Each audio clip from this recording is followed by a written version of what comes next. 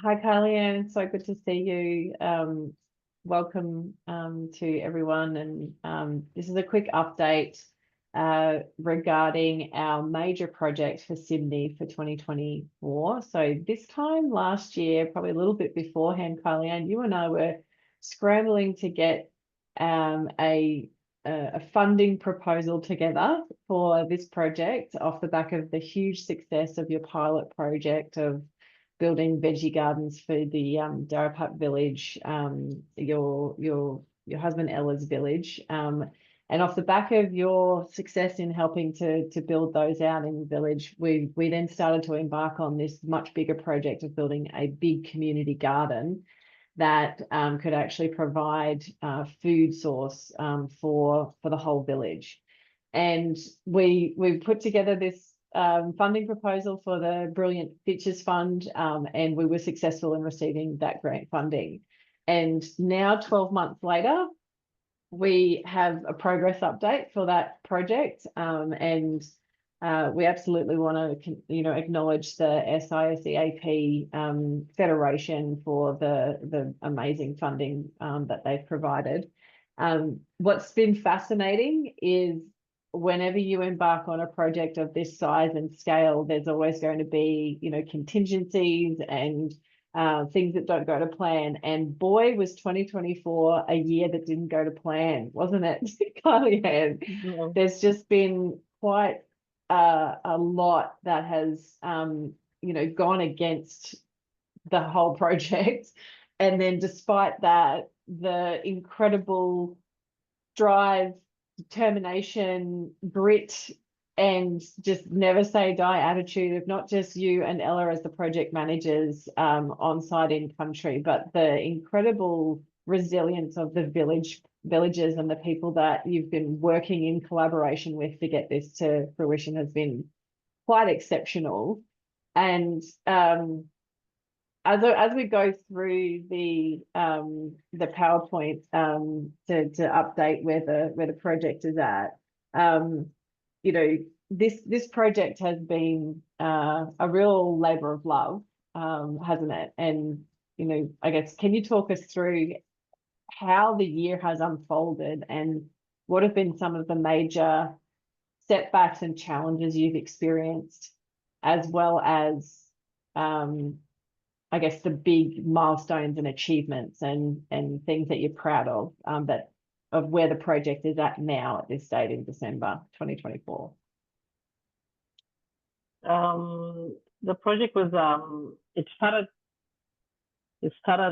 small, as we had mentioned. It was but I guess seeds to grow. It sure did. And that's what the Murik Lakes Seeds of Friendship project was about. When we got the Brilliant Future Fund, thank you to our federation for awarding SIMNI with that project, and it got us off in a better way than we anticipated.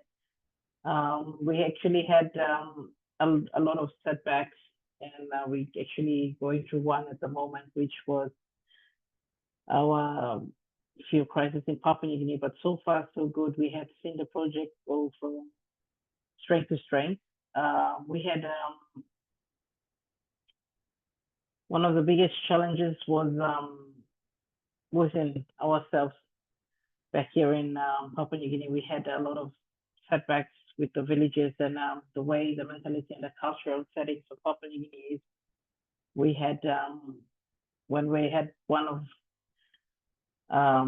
our clubs in country actually went up against the project, and it caused a lot of setbacks to the villages. So we took us at least a month to get back track on them, building their trust again and getting them back to put up the post. So we had from our little garden plans that we had to have almost 120 homes with gardens at the back to building a bigger community garden for the village. We had the initial plan was to put the post in, bring in the nursery, and then put in garden beds that we could provide food for the village people. But along the way, a lot of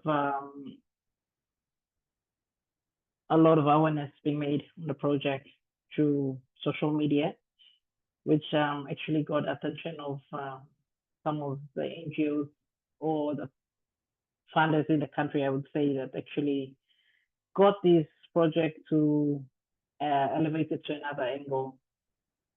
So from the SIMNI fund through our federation, the Southeast Asia Pacific Federation, we've actually now got a platform put in for this project.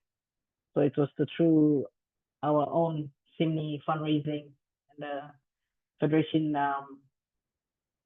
Rural and Future Fund that we've got, that we've managed to be able to purchase or put in money through our local warehouse, hardware house in Murik, Leon, to get bolts, nails, and other stuff.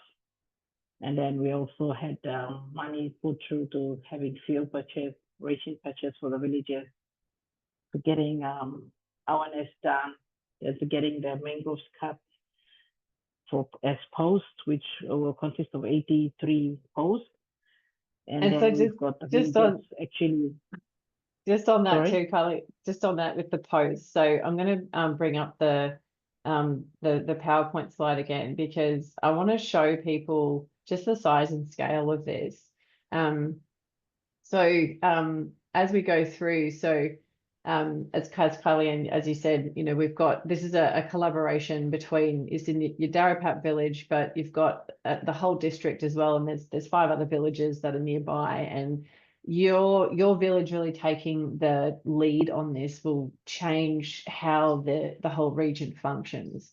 And as you said, like, now that you've got some real exposure and the limelight about this project has elevated it, there's other people looking at it and wanting to support and fund and invest inside of what you were trying to deliver here. So in terms of this project to build a platform, the reason why, and for those people that are watching that haven't seen this, have been following the project up until now, the location of this region or this districts that the people live in are essentially, it's surrounded by ocean, which means there's lots and lots of seafood to eat, but there's no soil for people to grow food in that is not contaminated by salt. So in order to grow crops in this region, you have to figure out a way to get the salt out of the soil, or find soil from the mangroves that you can actually then get rid of the salt, have the nutrients in it, or actually ship soil in. So, you know, the initial project that you had with the 120 veggie patches in the back of people's village homes, a lot of that you brought soil in to actually, you know, grow the food in. Otherwise, you've also, and through that process, you've figured out how to leach all of the salt out of the existing soil that they had locally to be able to then make it fertile enough to grow crops in. But there's no actual land that you can't just dig into the land and plant food to grow in the soil there. So in order to have crops grown, you have to create a platform on which fertile soil can sit that is not contaminated by the seawater and the salt. So once you understand how rural and remote this area is and how surrounded it is by ocean, by salt water, you start to understand how important, and you can't just live off fish, right? You've got to have diversity in your diet to be able to stay healthy. So what you figured out as well when you were growing with the veggie patches is things like tomatoes, bok choy, pak choy, so cruciferous vegetables, and then your starchy vegetables like sweet potatoes and sago were sort of the real core crops that could handle the environment, and you figured out which strains of seeds to use, etc. So to be able to, like, for most people, you're like, you know, why do you have to, you know, build a platform in order to grow food? Well, that's the reason why, because there's literally nowhere else to do it. So you've got to do it in the middle of where the tidal piece is in. I'm just going to flick to the end of this presentation. We can come back to certain, because this is, you know, these are images of the men harvesting the mangrove poles. So they were all harvested locally. And, you know, these mangrove forests aren't like what we have here in Australia. They're a whole other level where you are. That's your version of a forest. And to see how the men, you know, like it's all manual labor. You know, there's no cranes, Yes. there's no tractors, there's nothing. So it's all by hand. And then, you know, There's nothing for lifting these massive mangroves that are they're about as tall as about 6.57 meters, and then they weigh 7 over meters, 120 kg 120 kilos or and so. 7 meters tall. Yeah, huge, right? So, and this was a really important piece of this project this year for the men, for them in terms of economic empowerment and engagement. Being paid for their work was a really significant piece.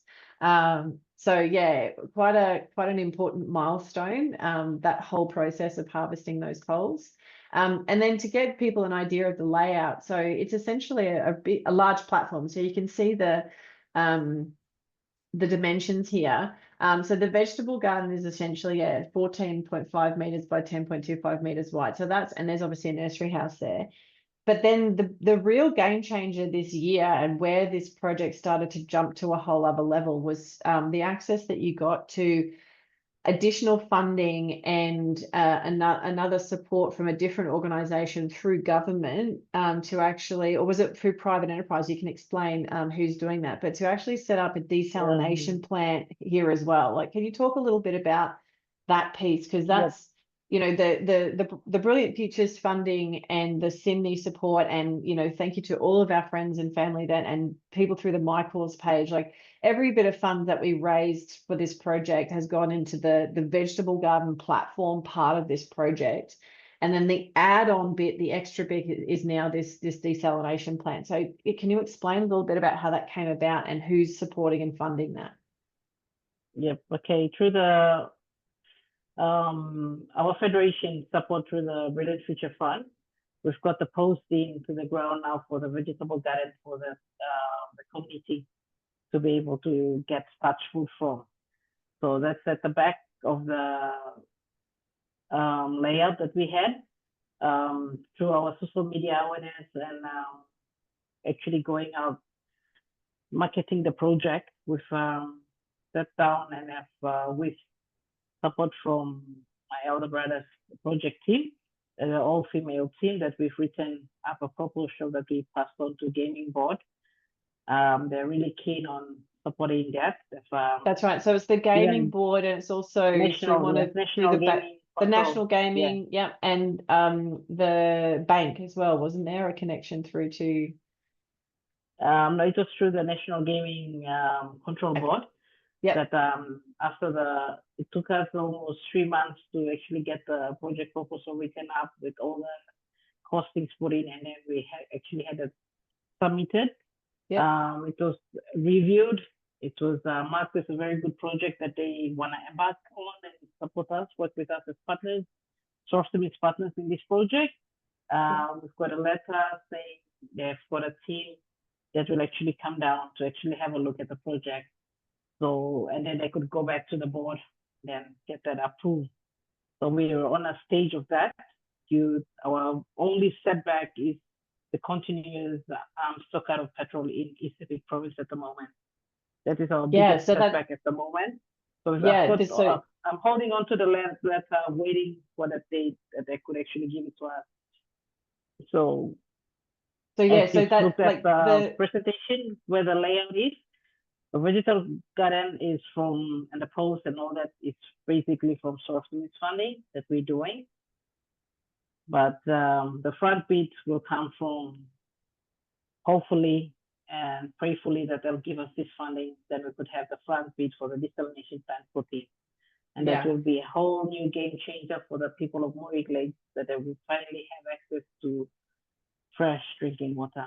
Yeah, fresh drinking water, and then also the potential for power, because obviously you've got to have a solar panel to power the desalination plant itself. But you know, so not only in terms of the water being available for the crops, but it's also that the drinking water. So I'm just going to go back a couple of slides here. So current freshwater source is 5 hours paddle from Darapat village. And each family essentially has their gallon drums there you can see in the boat. So if you have a motorboat, it's slightly shorter than the 5 hours. If you're paddling by hand, it's 5 hours. And so, it's quite an undertaking to get fresh drinking water for the families, and huge undertaking.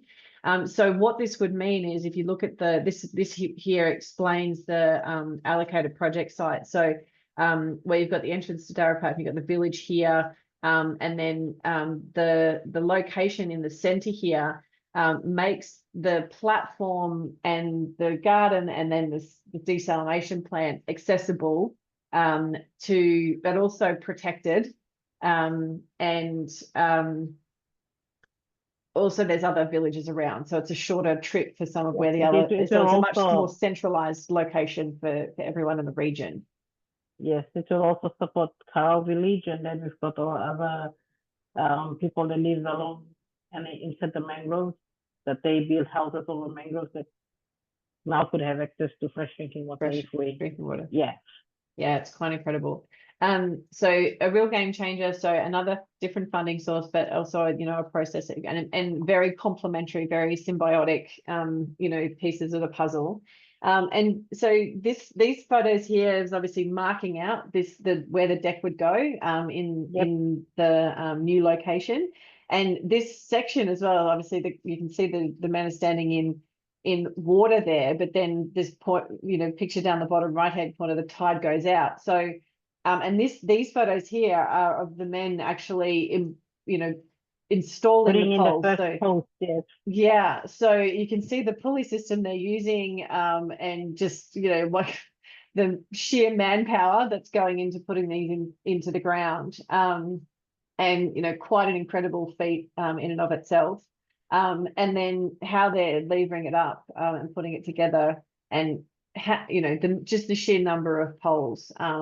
So I think, did you say how many poles in total are going into the platform? So far we've installed 83 poles. That's basically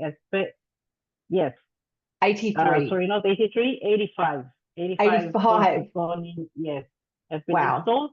And that's basically for the back bit of the garden, the vegetable garden. They've actually organized and cut another 50 that's there, that if the desalination plant comes through, then we would now put another lot of posts into the front that actually will put on the desalination. So the 85 posts is in ground, and it's waiting for the timbers that will, once this is, yes, that's the 85 posts been put in. And that's basically for where the vegetable garden will now go on. Yeah. And we're just waiting for, by January or so, when we have the petrol back in full swing, then we'll bring in timbers, then we'll put in barrels, and then we'll start putting the floors on these. So we would, the project still continues, and some of that is solely funded by myself and Ella whenever we can. So it's still, it's still progressing. That's such a significant piece as well, and it's a big reason why SIMNI as a Soroptimist club was able to, and the federation through the Brilliant Futures Fund, without yourself and Ella as not just local project managers and but people with connections into the village, and Ella's status as a village chief. Without that connection, this level of project would not be able to operate and run. And in addition to the knowledge and the skills and the expertise that you and Ella are offering, you're also personally funding a lot of this as well. So that's quite a significant, this is a huge undertaking for the two of you. And it's something that you incredibly passionate about, having lived in the village yourselves for periods of time. The hardship, how challenging it is. So I know that you're both constantly driven by that. These photos of the poles, so that's 70 of the 87 posts that have been installed. And obviously this report that we're going through was a September update. So, I know that you've had more installed, and you've got 50 posts ready to go for the desalination platform if you get the go ahead for that funding. And you've got all of the timber already milled, the platform for the timber to go on to actually build a platform that's ready to go. You just haven't been able to physically get it up there because of the huge amounts of fuel shortages in PNG across the whole country right now. And you were telling us before we jumped on the call that there's lines down the street of cars and trucks lined up just waiting to get access to fuel, and so you've been doing your best to kind of get a hold of and stockpile the fuel that you, because it's fuel not just to transport all of the equipment. You've kind of got you've had to take a different route to get it up there. You would ordinarily you'd go from Wewak via boat to get to the Darapat village normally, but you've chosen to take a different route with the materials. Tell us a little bit about like your hometown and your village and how that's come into play, because that's such an important and unique connection that makes this project possible as well. Yep. Okay. We've actually hit the monsoon season again. Monsoons, yes. And getting into the wrap-up from the open sea into the lakes always causes us, it's always an endangerment for us. Yes. So realizing that we may not be able to always transport a lot of things by boat directly, I've moved down some of the project stuff that I got. They were basically the garden A-frames and some of the nursery boxes and green cloth that I got to build a nursery. I've actually moved them up to Ngora. That's where my local town is, where I'm from Ngora. Yep. So I've Ella and myself have actually moved that up.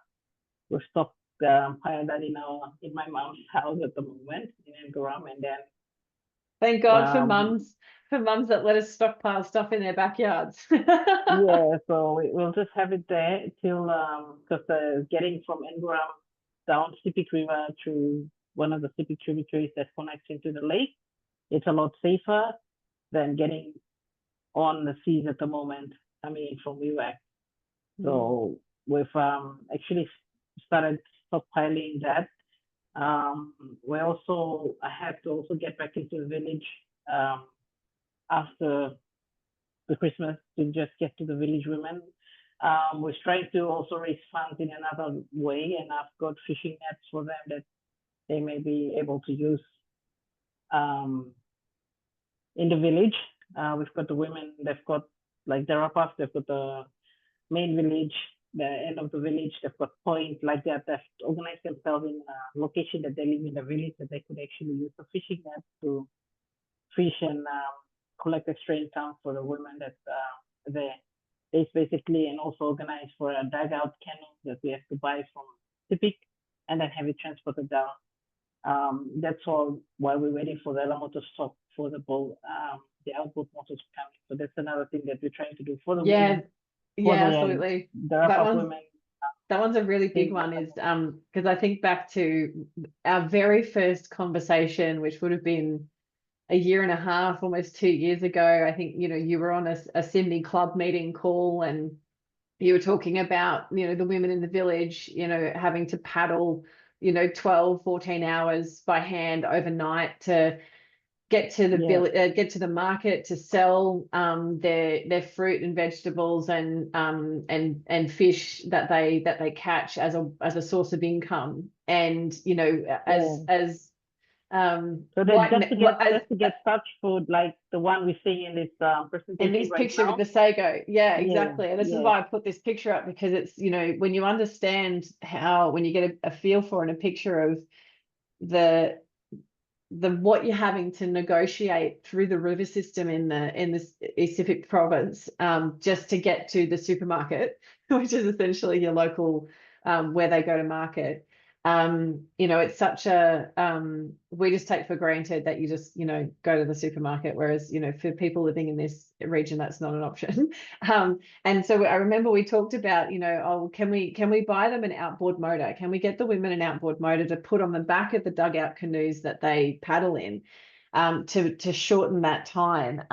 You know, and that's really where this whole thing kind of started in terms of, you know, women here in Australia, you know, figuring out how we can pool some of our resources and funds to send over to your women in Darapap so that they can get access to what in our minds is like, oh, you just go and buy a motor, you know. And so finally we've been able to actually purchase the motor, but it won't even arrive until January. Like, that's the other thing, is you got to wait for it to arrive. So it's been a long process to get there, but we're finally there, where the women of the village who operate as a cooperative and have their own organization will be able to use that motor and the dugout canoe that you've been able to purchase for them to be able to transport get to the market a lot. To the market Tell more them often, everything could pedal overnight. Yeah, they which could means have really, which means they can earn more money. But also that's the other piece of the puzzle, like the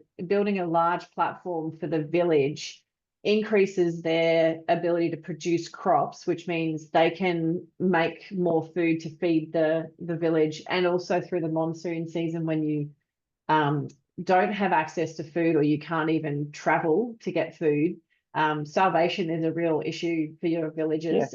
So being able to have that food security is a really big piece of this project.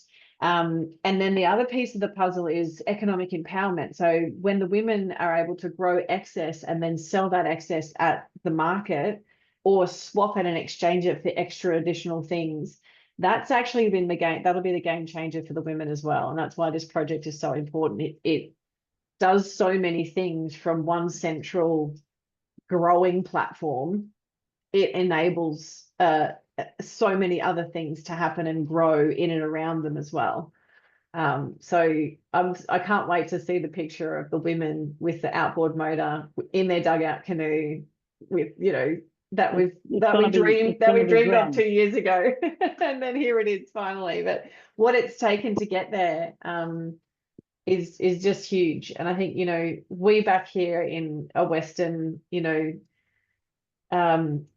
politically stable country, we just take for granted that we can go to the fuel station and buy fuel. Like, we've never experienced in Australia a fuel shortage in any real way. You know, we go to the supermarket to buy our fruit and veg. We don't even think twice about what it takes to grow the food for a lot of us, let alone, you know, having to paddle 14 hours overnight through crocodile and snake infested waters to just swap some sago for some starch or some flour, or some dehydrated fish for something else.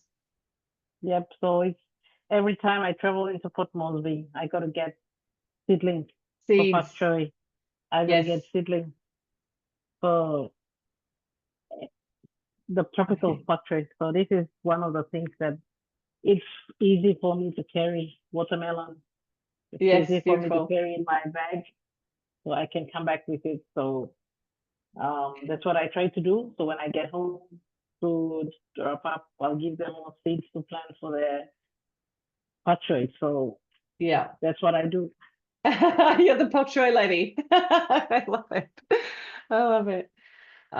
So such a huge undertaking. And I think, you know, when we were putting the project plan together for the Brilliant Futures Fund proposal, you know, we put all these contingencies in. I don't think any of us could have imagined or even thought that the 2024 year, you know, you've had earthquakes, you've had political unrest, you've had civic unrest, you've had the fuel shortages, you've had power shortage. You know, even just today, you know, for you to get to a place with power to plug your laptop in to be here, like, there's been so much to overcome that, you know, have delayed things, but it's also highlighted so much how much additional adversity there is to overcome to be able to get something like this to come to fruition. And I think what I've realized out of this as well is there's so much more funding and support required to bring this to fruition. It genuinely is going to be easily another 12 months of, progress and working within the restrictions and limitations of what's happening in PNG at the moment to get this to happen. The next big milestone is going to be obviously the platform, building the platform. Whether the desalination plant goes ahead or not, the vegetable garden's happening regardless.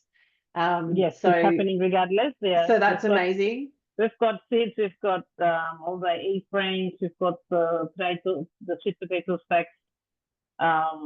Pretty much as soon as the barrels goes in and the platform goes on, we could start having the gardens, and hopefully we've got good rains coming to collect fresh water for the garden. Yeah, because currently that's how you do it. You collect rainwater as the water source at the moment. So yeah, it's all of the extra stuff is a huge bonus, and we'll keep working to help that come to fruition. But the next few months are going to see, hopefully, and again, monsoon season is going to dictate what you can and can't, and how often you'll be able to install the platform and all of that sort of stuff as well. So the next big kind of update's probably going to be in that February to March period, where hopefully by then we've got a platform, we've got things installed, and you've been able to start to grow seedlings out of the nursery, and you'll be planting. That'll be the next big goal, won't it? Yeah. I'm just so happy for SIMNI, my club. Like half of the presentation that you could see today, Fiona talks through her been here in the wrap up herself. That's something I'm amazed. And thank you to Chris as well, and the entire SIMNI members and so our federation for the initial funding that you actually had this project kicked off. All these posts wouldn't be possible and installed in the ground now with us having access to funding that we've also put into the warehouse to get, the hardware house to get nylons and bolts and all this stuff. Wouldn't be possible. You don't think about the nails, the bolts, the nuts, all of that, everything to we wouldn't have got that if it wasn't for this, and also to Rotary Club as well from Port Moresby for being supportive and actually having bought some of the seeds and fertilizers as well. It could not have come about without SIMNI support and a lot of social media that's gone out. So, but I'm so thankful for that. I'm just hopeful the women at the village, I'm trying to help them wherever I can, getting nets that they could also get extra money and whatever they can put back in this project, that we will do our bit as well. And that's another piece of the puzzle that a lot of people may not be aware of is, because the women of the village have created their own cooperative, they contribute a percentage of the proceeds of whatever they sell at village that goes back into the women's cooperative. And you've got a training room, you've got sewing machines, there's so many things that the village women are doing for themselves to generate additional income for themselves, for their families, and then to also contribute to the broader benefit of the community too. So there's so much that's happening in and around this project and this village that it's just so inspirational. It really, and just what they're achieving and how they're living and how they're able to raise the quality of life for the women and the girls and their children and the men in the village. Like, it is a genuinely, it is impacting everyone in such a positive way. And the goal as well, like, I hope that we're having a conversation December next year where you've got a whole crop that is brought through, and it's all sustainable, and then it starts to really, like, my goal is, for you guys to be able, for the people of that village to be, self-sufficient in a way, and, they'll have power, they'll have water, they'll have food. Like, that, you know, once you've got that sorted in a sustainable way, you can actually genuinely start to really increase the quality of life. And, you know, that's when education and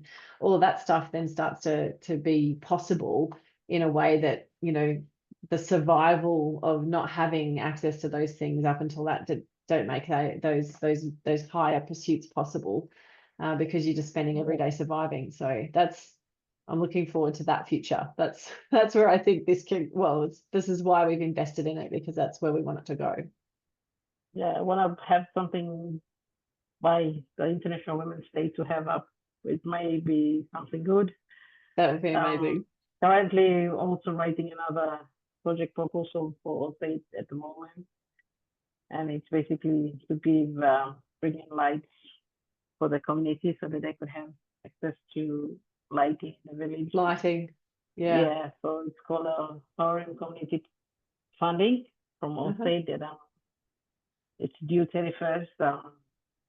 Halfway trying to do some of the work to earn money. I'm also writing that project. So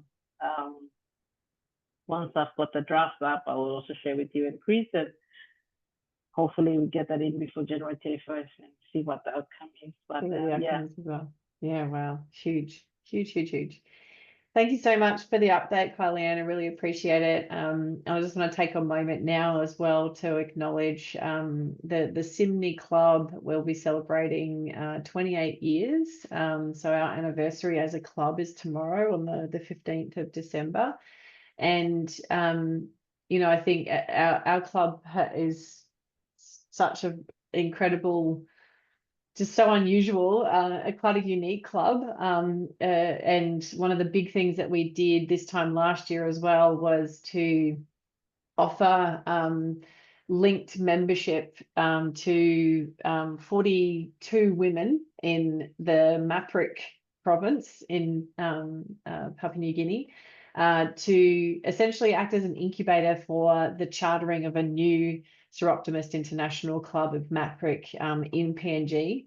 And those women are incredible advocates for women's rights in PNG. So that's been something that we've, you know, those women have been part of our club for the past 12 months, and fingers crossed we can make some progress on the charter of that club for next year. So we'll continue to support those women in whatever way we can as a club. And so those, you know, 45 women are in addition to the 42 women that we have, or sorry, I think it's the other way around, 42 women in PNG and 45 women in our club in Australia. So we've got 87 members in our club, which is kind of unheard of in terms of club numbers for Seroptimist International clubs at the moment. So quite an incredible testament to, I guess, the way that our club approaches membership. And it's because of projects like the one that we've just talked about that people want to be part of what we're doing, because there's such a tangible connection to making an actual difference on the ground for women and girls in communities globally, like locally and globally. Like that's always been the focus of Seroptimist International, and certainly for us at Seroptimist International Moreton North, we're very, very clear that that's why we exist. Every single one of us gives our time, our energy, our economic capacity to support those causes and those projects. And, you know, that's why we've chosen to be part of a club like this.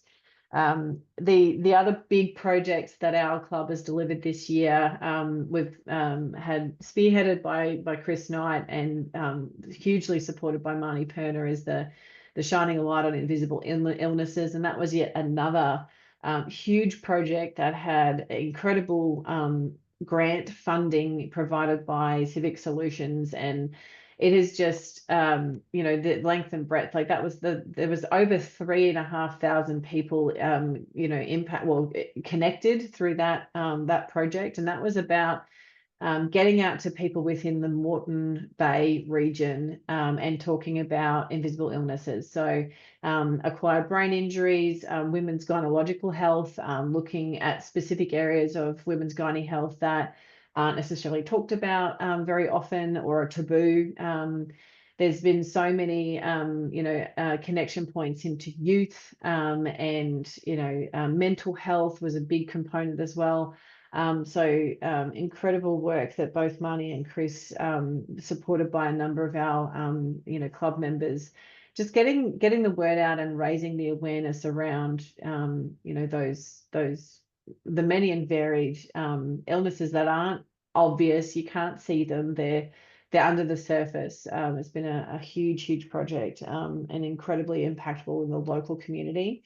And then we ran the Lead Hership mentoring program again. So we had 12 women involved in that program, which was piloted in last year in 2023, and to run that again. And we evolved that program to include 6 online educational training sessions. So the participants in that program got together once a month to learn online together, and then in between caught up with each other and mentored each other around their education and professional progress. So we worked as trios this year rather than pairs, and that seemed to work brilliantly. So you had the opportunity for 3 women to interact with each other over that time. So another really great, quite simple project, but hugely impactful around.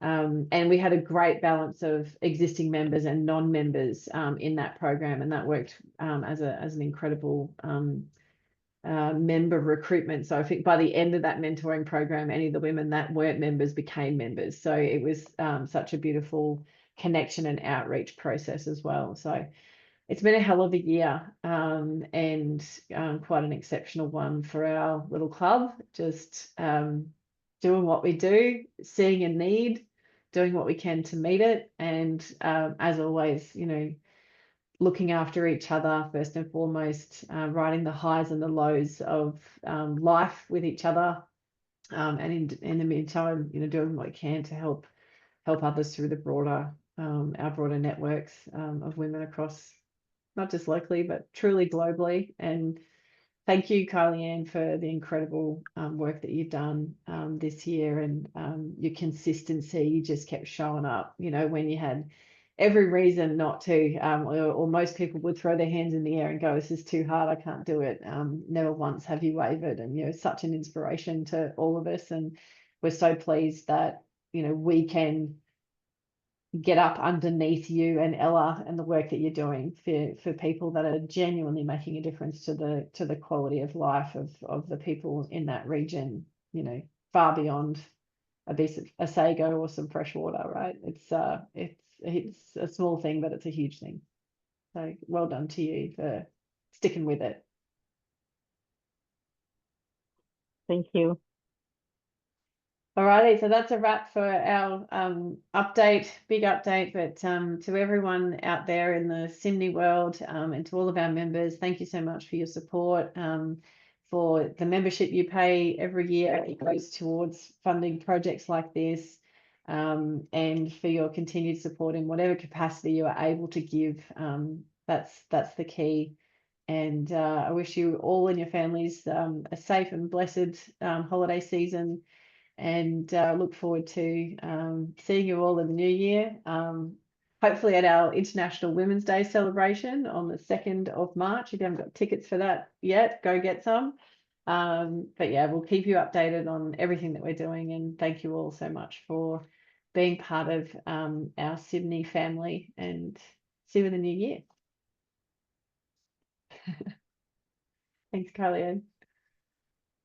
Thank you.